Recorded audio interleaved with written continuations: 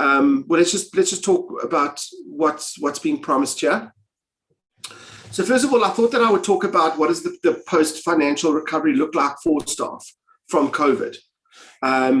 What can you do to assist your financially distressed staff, and how to measure that impact, and then how to set them up for a good financial 2022. So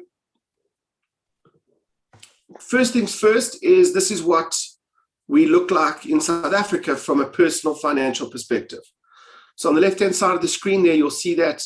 And by the way, if you want to stop me, you want to ask a question, we're on a Zoom platform, so you're welcome to.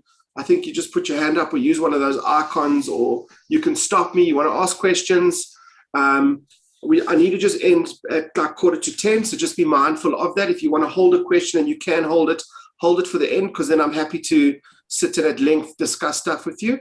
But you're welcome to stop me on a slide and ask questions. So first of all, 94% of the population work their whole lives and they end up broke.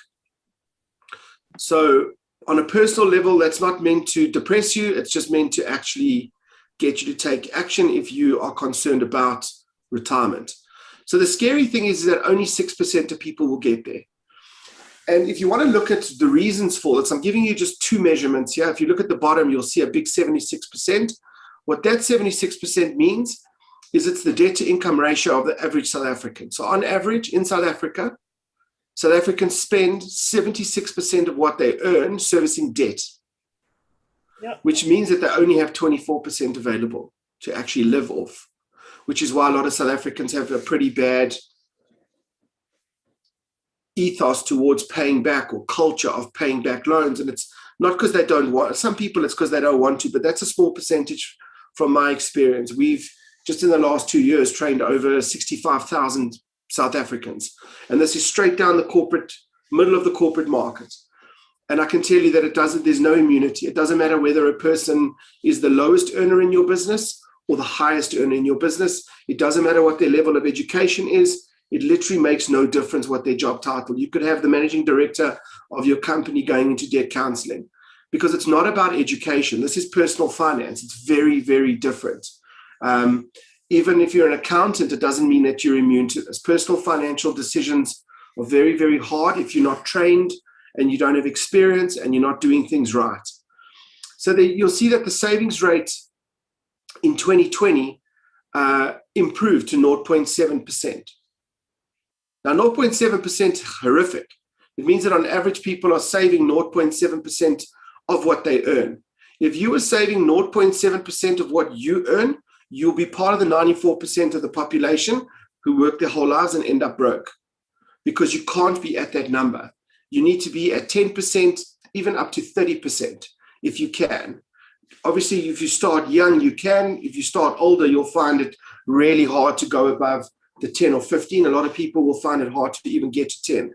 But we're very experienced at this, and I can tell you now that no matter what most people's situation looks like, if you've got an income and you've got a lot of debt, it is solvable. But I can tell you now that once you do one of our programs, and by the way, if you would like to do a program, we will, just from an ORJET perspective, they have arranged that you are all welcome to do one of our programs at no cost. So if one of you just on a personal level feel that this is important to you and you'd like to make this shift in your life, you're welcome to do one of our programs. So the COVID impact is an interesting one. So 81% of South African households were impacted financially by COVID.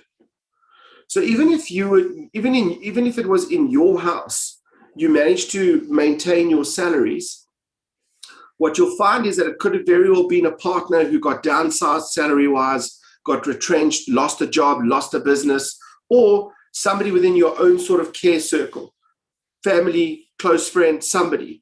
So what we're seeing is that the level of family taxation has increased substantially as a result of COVID, because of the situation, because of the job losses, and because of just the crazy situation that we were all in. Thank God it has relaxed and it feels like things have gone back to normal. I hope that in your business or your sector that you are back to full steam, and that you managed to weather the storm. It was really, really scary. I saw my wife's business take a massive hiding. She's had a really solid business for 25 years, and I saw staff getting retrenched. Didn't pay herself a salary for a very long time, still at 50%, and it's just tough going. So, all right, I'm going to just show you how we see personal finance. We see there's three categories of people. You're a person that's getting wealthier, you're a person that's getting older, or you're a person that's getting poorer. So what does old mean? It means that you're not investing money and you're not getting yourself into debt. So if you earn 15,000 Rand a month, you spend 15 and that's it. You don't save any of it, but you don't use any form of credit. So what we're saying is you're just getting older financially. So you're just 1 month less every single month with an opportunity to actually invest money and create financial independence for yourself. So it's really significant, because here's just a very simple question, like what is wealth and like how are you defining it? So from our perspective, from a money coaching perspective, we talk about it's financial freedom. And it's not the fluffy version of financial freedom. It means that you are able to pay yourself a salary without working. You are always going to need a salary. It doesn't matter how old you are. You can be 95 in the shade, and the bottom line is you need a salary. Why? Because you're going to have expenses. You still got medical aid. You're still going to need transport. You're still going to need accommodation. You're still going to need entertainment. Yes, a lot lower. Food, insurance, staff. Same story. You're going to need money. So how do you pay for that? So the difference between what retirement really is, it's just essentially you're sitting in a situation where you should have amassed your own pile of money, and from that's where you draw your salary. So every single month you go to your pile of money, you draw a salary, and in fact in retirement you have to be a much better money manager because your money becomes finite. In other words, you're not earning a salary anymore. You're not going and creating income. The only income you will have is from your investments. So hopefully what you've done or you will do after doing one of our courses, and we know that the percentage of people that do it is very high, you will take this really seriously and you'll start working towards creating your own pile of money so that at some point in time, for those of you, I'm assuming most of you are business owners if you're on this call. If not, you either want to fire your boss or you want to fire your customers. And at that point, you want to be in a situation where you've got your own money, you're drawing a salary, you're financially independent. And that's what wealth really is. So the question is how many months out of 12 do you think people spend more than they earn? So this is an interesting question. I'm just going to stop here for a second. I just want you to go into the chat, please, and just write the number. Just if you think it's 1 month out of 12, just put a number for me. So the question is how many months out of 12 do you think people spend more than they earn? So just, if you can go into the chat, just put the number, however many months you think it is out of 12. Dave says 6, Nelly says 12. Yeah. So you'll see that generally speaking, it's unanimous. Philip, you have a lot of faith in people. Nelissa was saying 9.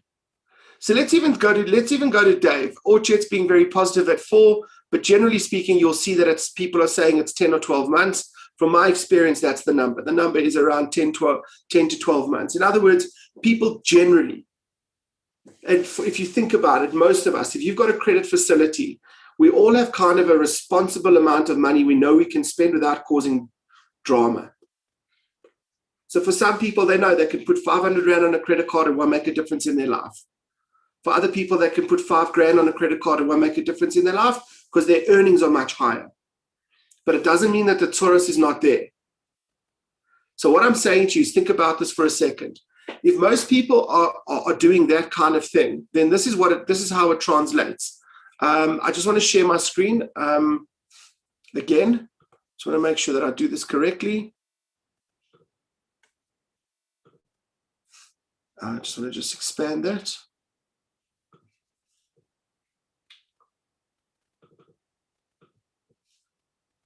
Sorry about this. Let me just see. Is that sharing the main screen or are you seeing all my slides? Just We are Somebody seeing all your slides and are you? notes. Okay, I'm doing it again. Sorry about that. This should work now. There we go. Yes, perfect. Perfect. So the reason for my question is if you spend more than you earn in any month, you get poorer. Let me just unpack that for you a bit. If you spend more than you earn in any month, you get poorer. Why? Because how did you spend more than your salary? You used credit, or you cashed in an investment, or you cashed in savings. The bottom line is that at the beginning of the month, if everything you owned was worth R1 million and you spent 10,000 Rand on credit, you're now at the end of the month worth 990,000 Rand. You got poorer by 10 grand.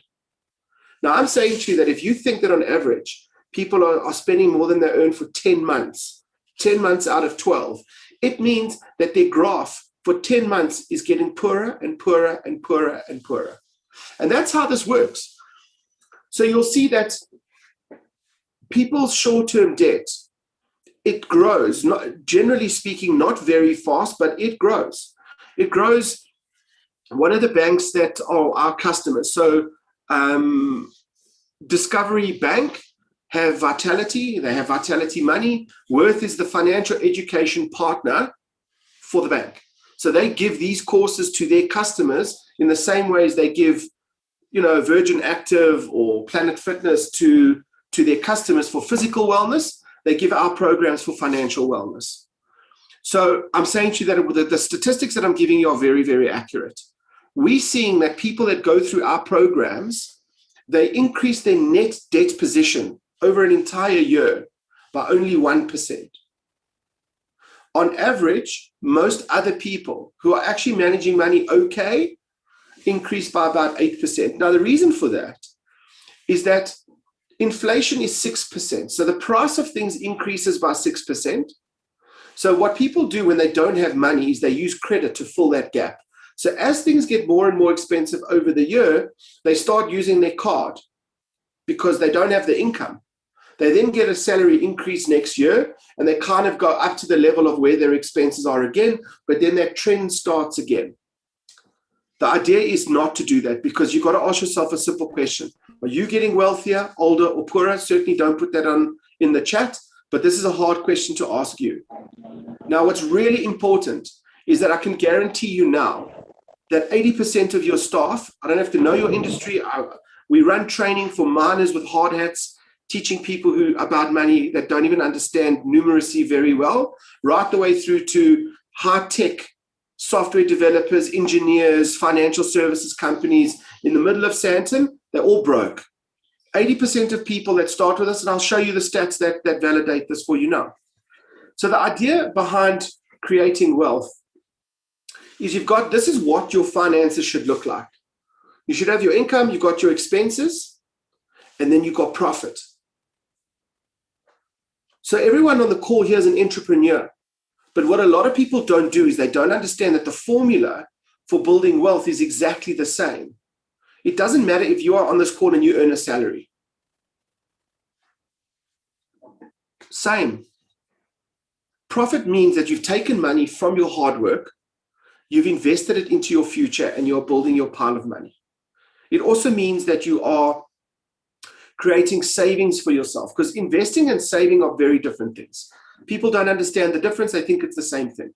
Saving is when you put money away that you want to spend. So for the chags, you should be putting money away for chags. If you every single year like to put up a sukkah, like to invite people over to your house, etc., etc., etc., you know how expensive that is. Now, for the most part, what you're seeing is people using credit for that. You don't see it because they don't tell you, but you know how expensive it is to cater and do. If you want to go away in December, you're saving towards it and you're going to spend the money. There's a huge difference between going away for a break and having that pile of money that you've put together specifically for that. I promise you it's a different experience, because if you're not doing that, then somewhere in the middle of the holiday, you start stressing, because you know everything's going on credit. Everything is January, February's salary is already down the drain because of all the spending that's going on in December. And very often when you ask people about, do you spend more than 12 months out of 10, people say, oh, actually 13, because if they get a bonus, they blow the bonus as well. So this is our goal. Our goal of our business, the purpose is to make people wealthier. We do that by helping people get to this formula. They've got income, they've got expenses, and the idea is you want your staff doing the same thing. It's really important. So if you want staff to be achieving your financial goals, it's really important that they achieve theirs. If they don't achieve theirs, they start to have an issue with the value proposition. I can tell you right now that for the most part, staff blame their boss, they blame their salary for their financial woes. I'm going to tell you now that it doesn't matter. You can give a person a 30% increase. If they don't know how to manage money, all that happens is the drama just gets bigger. Let me show you some stats. So the question is if you are trying to measure financial behavior, or at least financial wellness in your business, I'm going to give you some metrics of things that you could look at that can help you measure this. Here's 6 metrics. I've left 2 open because I thought it might be a discussion point. So what we measure is, financial education and financial wellness can kind of be this nebulous thing where it's very hard to understand, well, how do I know if my staff actually are financially well or they're not? You kind of know because the same people keep walking into your office and they need a loan. So those people are not financially well. They need help, they need a program. So, and at the end of this, what I'm going to do is I'm going to give you access to a link, and I'm just going to use an integrity check on this. From an audit check perspective, if you're a small business and you've got a couple of staff, then I don't expect you to pay for our programs. If you would like to give it to your staff, I'm going to give you a link. You're welcome to give them that link. They're welcome to use the link, and you can give them access to a 5,000 Rand program at no cost. Okay?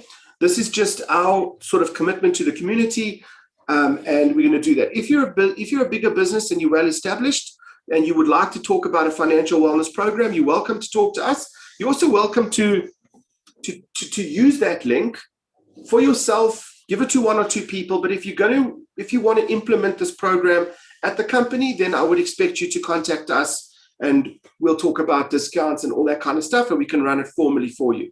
But if you're a small business and you've got a couple of people and you want to help them, you're welcome to share the same link, give it to them, because I promise you it will change their life. If you want to do the program first, that's fine. And you know what? You don't have to say anything to them about the fact that it was sponsored. You're welcome to say to them that, here's a link.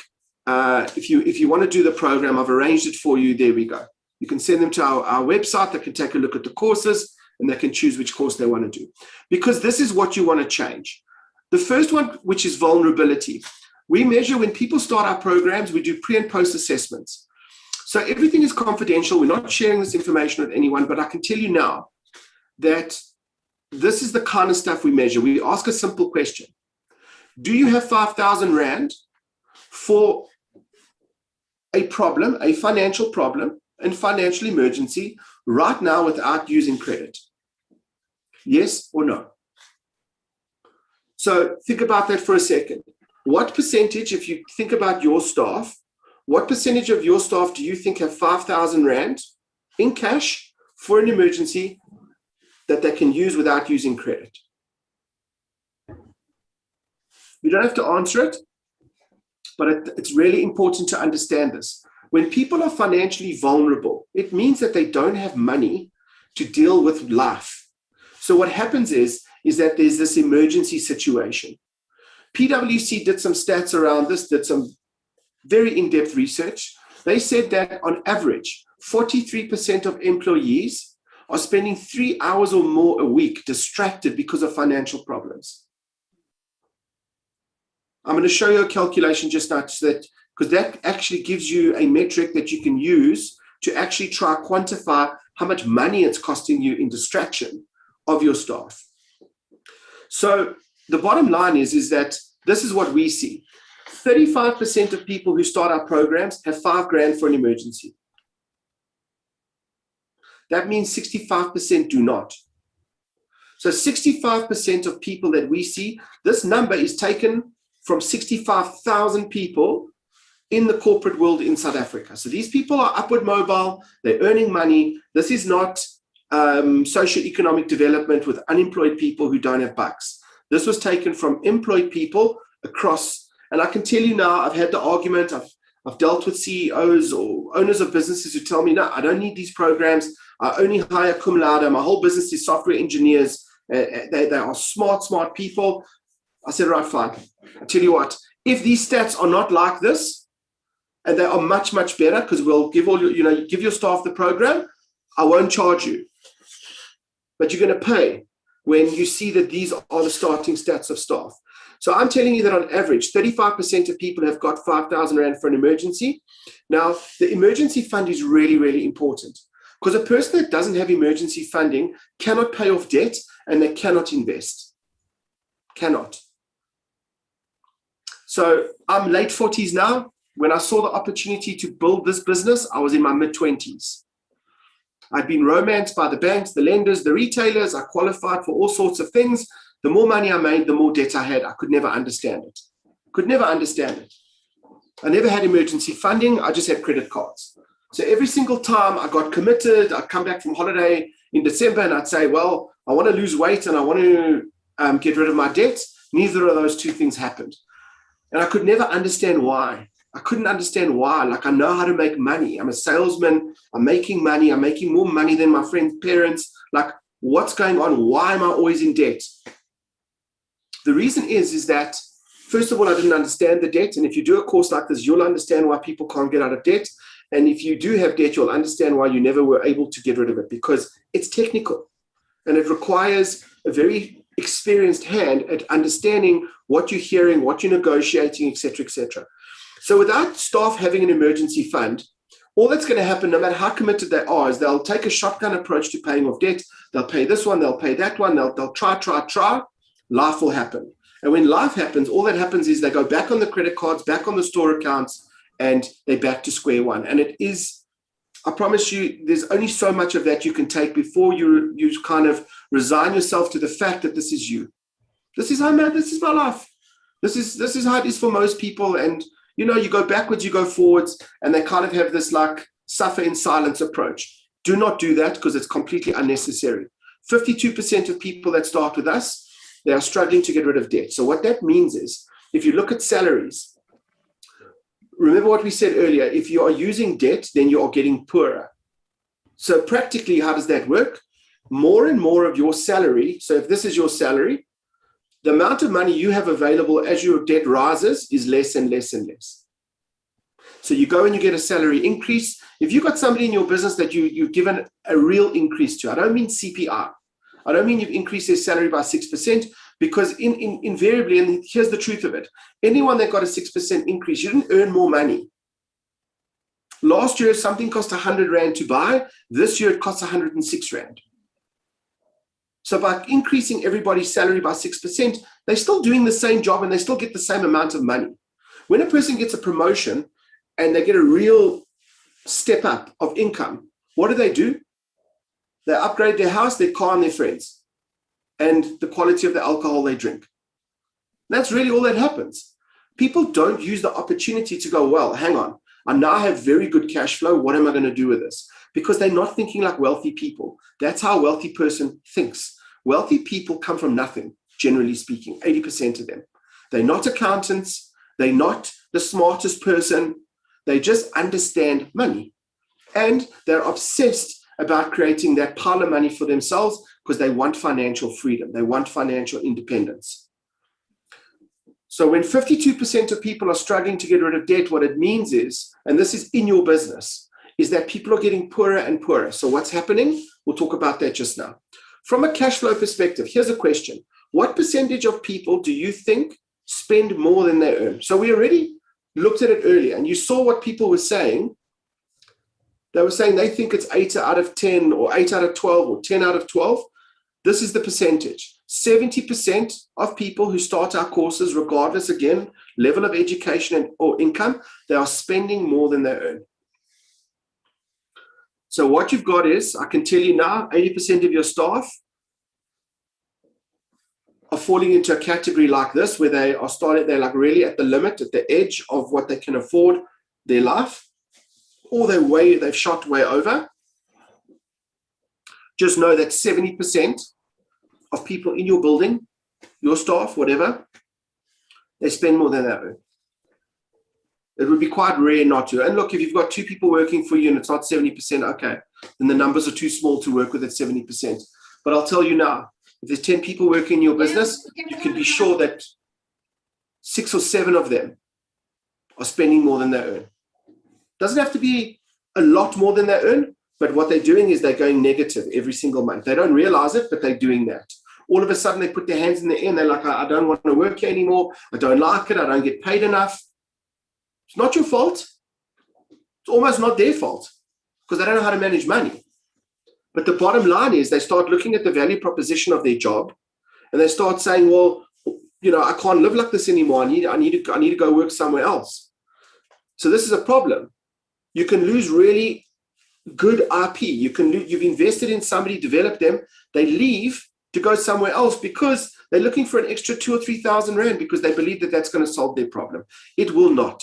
All that'll happen is they'll go from the silver card to the gold card to the black card in terms of credit cards because they earn more, so they qualify for more debt, and that's all that really happens. And so only 8% of people tell us that they know how to improve their financial situation. And of course, what you'll see is a very high level of stress in the workforce because of this kind of thing. So how does it translate into employees' behavior? And this is really at the crux of it. What we see the risks are, and this is what we see happening, is your business will come under salary increase demand pressure. It doesn't matter what you pay people. It doesn't matter that you're in the industry and you pay way above if you've got good people working for you and you want to retain them, you can pay them more than what their job pays. It makes it very, very hard for them to leave because where they're going to go and earn that kind of money. So the bottom line is, now I can tell you can have a top performer like that. They will still come under salary increase demand.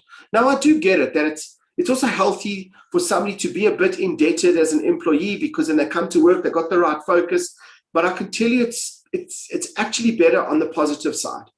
It's better if you've got somebody and they want to buy a property and you help them to buy the property or understand it or whatever the story is. Why? Because they're buying it as an asset and so they want to earn more money because they want to pay it off sooner because you show them how much interest the bank's taking from them every single month when you pay a bond. For the first 7 years, like 95% of what you pay that bank goes to interest. I don't know if you know that. 95% of what you pay, or 90%. Do you know that in the first 7 years of a mortgage, you will have paid back the entire property value? So if you bought a house for 2 million rand, you will have given the bank back in the first 7 years 2 million rand. Do you know how much of that house you would actually own? 200,000.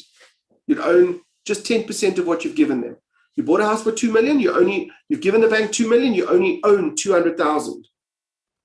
Now, there's a way to speed that up and there's a way to get rid of that interest. Got to do a program.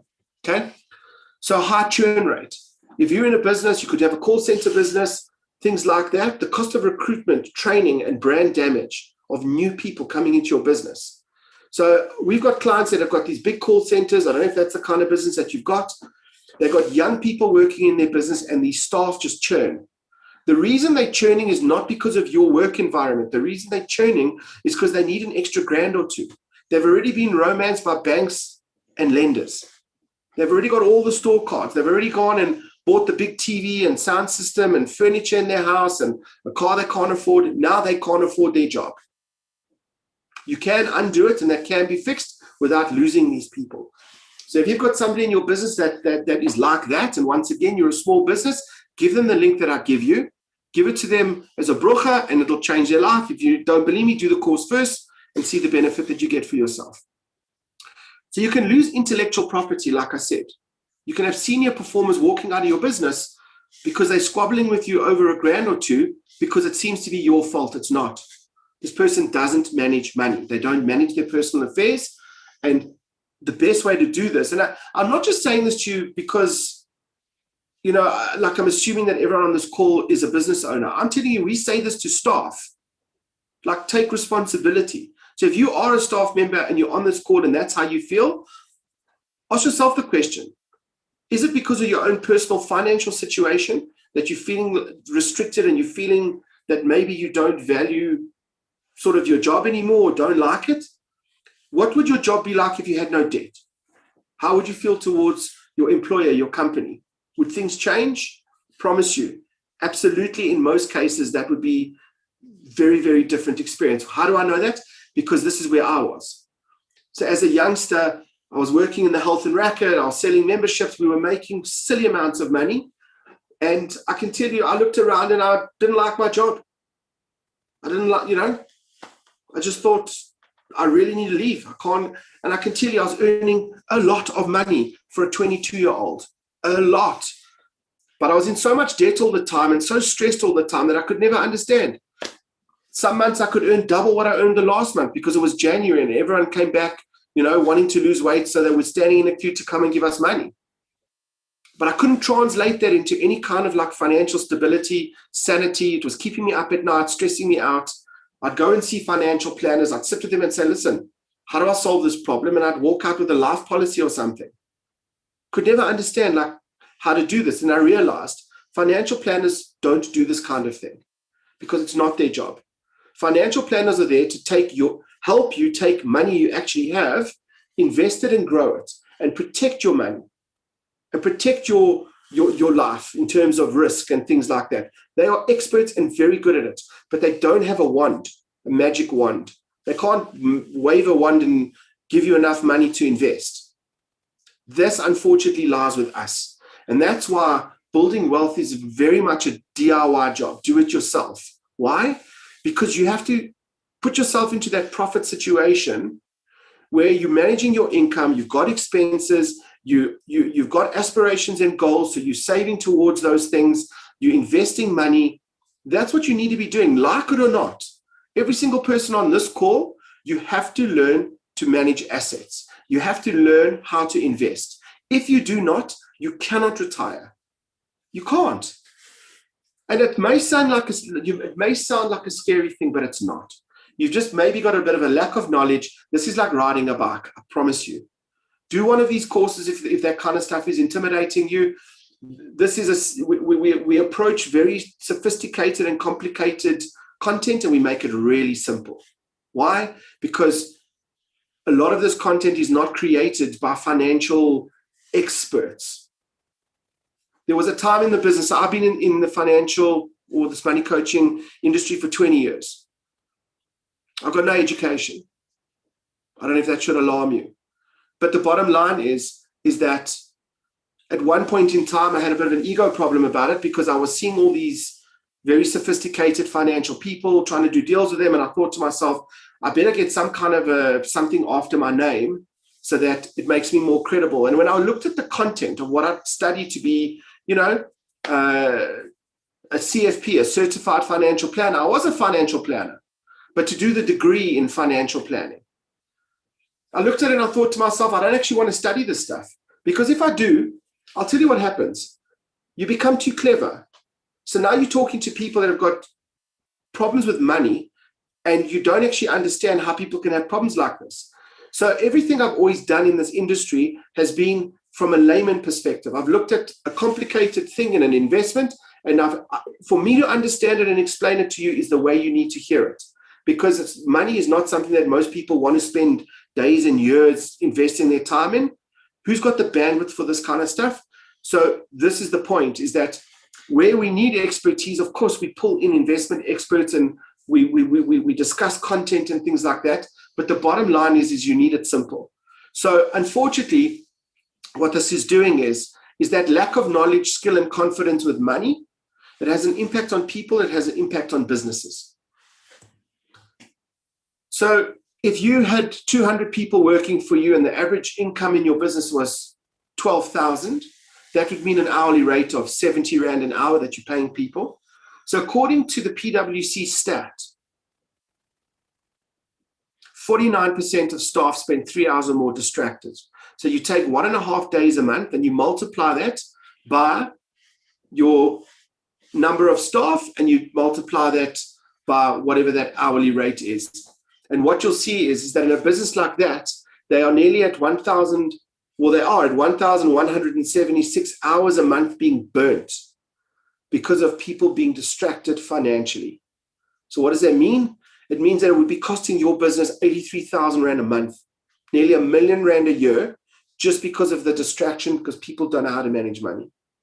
So in the metrics that I showed you over here on this screen, if you want to understand how this is impacting your business, think about, are you under salary increased demand? Are you? I can tell you now, you probably would be now, even if people were okay money managers. Why?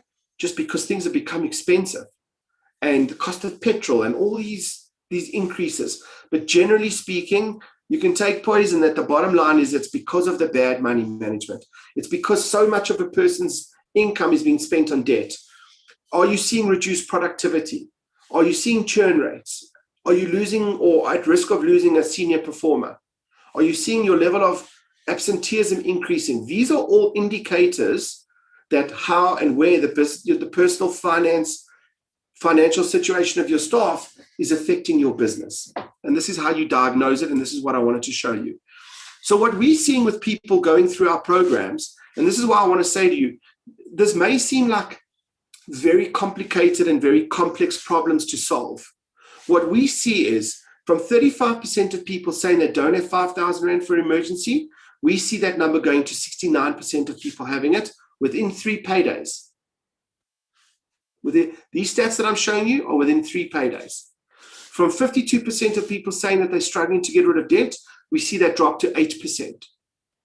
From 70% of people saying, I can't come out on what I earn, that will drop to 25% in your business.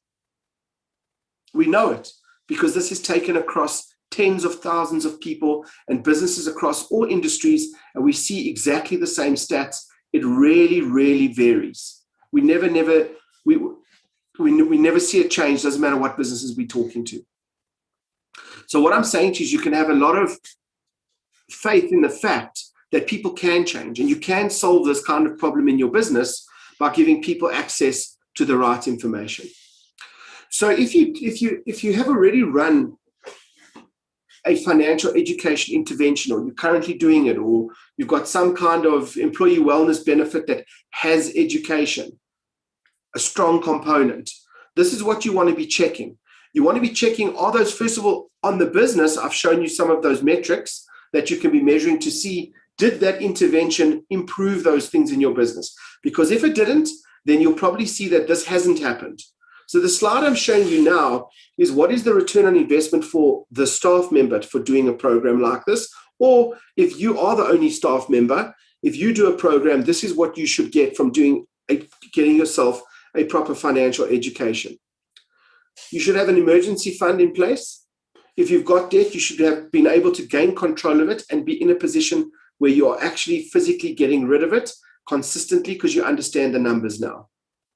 You can afford to live on your salary. So if you've done a program and you can't live on your salary, well, then you need another program, or there is something really wrong with the amount of money that you earn. So if you are completely frugal and you really, really have done everything you can to manage money well, and you don't have debt, and you're not living in a house that's really like outrageously expensive for you, or driving a car that's too fancy, etc., etc. I mean, obviously, I wish the nice house, the nice car, but building wealth is about timing. If you want those things, then go after those things. But if you can have it now, have it now. But if you shouldn't, and you should be living at a lower altitude in terms of lifestyle, then that's what you need to do. The numbers, unfortunately, money's ruthless. It's not interested in your feelings. It's mathematics. It works or it doesn't work. And that's why it's important to do these programs, to understand how you can pull it all together. Because believe me, you probably have to make less changes than you think. It's just about really understanding what's going on with your money, understanding what's going on with your debt. So reducing your stress and no longer worrying about money on a daily basis is a very big thing that you're looking for, that you'd be expecting. So if you're running programs and you're not seeing that your staff are now able to invest more, etc., then then there's a problem with the ROI.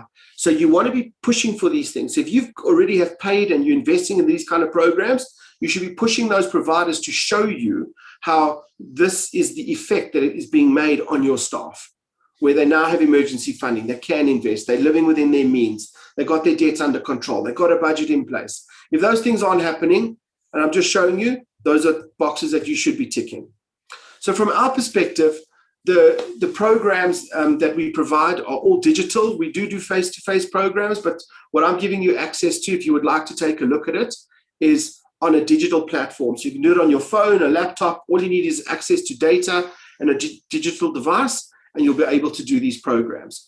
The two programs which we're making available to you, there's two of them. If you just go to our website and you want to check it out, in fact, I'll just give you the information and then I'm going to take questions. So I'm just going to go into the chat and I'll give you the actual website address. Go to www.worth.co.za. Whoops, I don't think that actually worked. Worth.co.za. Okay, and you'll see, if you go to that website, you'll take a look at these two courses. One's called Wealthy Me, and the other one's called Wealthy Couples. So if you're in a relationship and you do share financial obligations, and it's something that you do, you don't have to be married, in other words, but if you are in a relationship where money is being shared and you have a financial relationship, then do the couples program. It's a fantastic, fantastic course. Managing money in a relationship is very different from managing money on your own. It's kind of the stuff that we say, like, don't try this at home. And that's why we've developed a couples course. We developed it over many, many years of running live workshops and seeing the drama and the difficulties that couples experience. This program will get you on site together, I promise you. We've now been running it in a digital format for about 4 or 5 years. It was in development for about 4 or 5 years prior to that. So the bottom line is that you can do that. The other thing is if you do want to do one of these programs, I just want to quickly grab the link for you. And I'm going to drop it in the chat for you. You're welcome to do the program, as I said. Just from my perspective, you are welcome to share this with people within your business. If you're a small business, then give it to your handful of employees. If you're a business that's more established, certainly please do this for yourself. And if you do want to do this, then don't give 57 people the free course. Please rather just talk to us about that. So all you do is you click on that form. We'll be looking out for this, and in the next 48 hours, please just, if you do want to do a course or you do want people to register for it, then just give them that link, ask them to go in, and we will register them for one of those courses, either Wealthy Me or Wealthy Couples. The information that we have on staff is not for any sales purpose. We will only communicate with people about the course, and we will not contact them again. So in other words, if somebody is struggling and they need assistance, then we will reach out and we will help them. We've got an engagement desk that looks after all our learners, and you will have access to the full service regardless of the fact that it hasn't been paid for. It's been arranged through OrtJet, and this is a benefit that you're getting through OrtJet. So that's what I have to say about the impact of personal finance on your employees. It's a proactive thing. It's just the same as building wealth. It doesn't just happen, no matter how much money you're earning. You have to deliberately do what needs to be done to control the money, to grow the money, to understand the money, to make decisions. It's all proactive stuff. It doesn't just happen. It never just happens. It doesn't matter how much money you've got. If you've got a huge amount of money and you are sedentary about it, in other words, you do nothing, the money will disappear. It will go away. It will be eradicated. Inflation will eat it, or your family will eat it, or whatever the story is. It has to always be managed, and you need to learn the skills to do it, and you should share this with people in your business that need it. And hopefully that link will give you the ability to do it, and I really do believe it will make an impact in the business. So would anybody like to ask me any questions? I am here if you would like to ask. You're welcome to just turn on your sound, ask me a question. If there aren't any questions, then I hope you found value in this conversation. If you would like to talk to me about this, you're welcome to email me here. That's my direct email address. So if you want to chat to me about this, or you want to just talk about it, or you'd like me to just give you some feedback on what you're currently already doing, you're welcome to mail me and reach out to me over there. If you are interested in looking at this kind of thing, you're welcome to contact me directly. I do have people that will do this more directly with your business, but I'm happy to have that conversation with you as well. So let me know if there's anything that you would like to ask me. Otherwise, I guess I'm done for the morning here. Gary, morning, David. How's it, Dave? Hi. Low-income earners. Yes. Domestic staff, cleaning staff. From what you've said, I take it this is applicable to them as well, and even more so applicable to them, because, you know, the poorest of the poor, the hardest hit with the worsening financial situation. Does your work and your research show that we talk about a minimum wage, but there's a minimum wage and a minimum wage and a living wage? Is there a figure that you've come up with, or that you have a feeling for, of what is some kind of level of income that is a minimum for these people, for these low income earners to be able to live on? You know, the official Stats SA and government departments give figures, but what is, you know, have you got to feel that there's a level that one would need to have to be able to start accumulating wealth and benefiting from whatever measures your training teaches? So, so you asked. So there was a few questions there. One of them is, what you're saying is that the low income earners are more heavily affected by this kind of thing, and the reality is that I'm seeing it as a relative problem. I'm saying that if you've got, first of all, people need to be paid fairly. I do believe that the minimum wage in South Africa is too low. I don't believe that people will be able to build or sustain wealth on a minimum wage. I mean, I've seen it. I can't remember exactly what it was, but I know that, like, my own helper at home needs to earn more than the minimum wage. They won't be able to build wealth, or even certainly sustain themselves on that level of income. I'm not really an expert in terms of saying to you that it's, you know, what that number should be in terms of what people should be paid. But I kind of see that it starts to be more sustainable when people are earning around sort of $5,500 as a minimum, kind of going upwards. And I can tell you that from my own experience with my own domestic worker. She retired about 4 years ago. So what I did is I said to her, she came to work for me, she was early 50s, and I said to her, you know that, like, I'm your last employer. And she, like, got quite concerned, and I just explained to her that by the time she's finished working with me, if all goes well, she's going to be at an age where she needs to retire and she can't continue to work. And she bought the idea, and what we then did is I just asked her some simple questions. I realized that she had a house sort of under the tree next to the river somewhere in Polokwane. And what we did is every December, I said to her, when it comes to bonus time, I'm happy to give you a slightly better bonus, but I'm going to insist that that bonus gets spent on the house. We have to fix the house. This was a structure that she had managed to build. It had a roof, but it didn't actually have ceilings. It didn't have any kind of security bars. It didn't have a tiled floor. It didn't have a nice bed to sleep on. It didn't have a geyser, a solar geyser. It didn't have a hob and a stove and a microwave.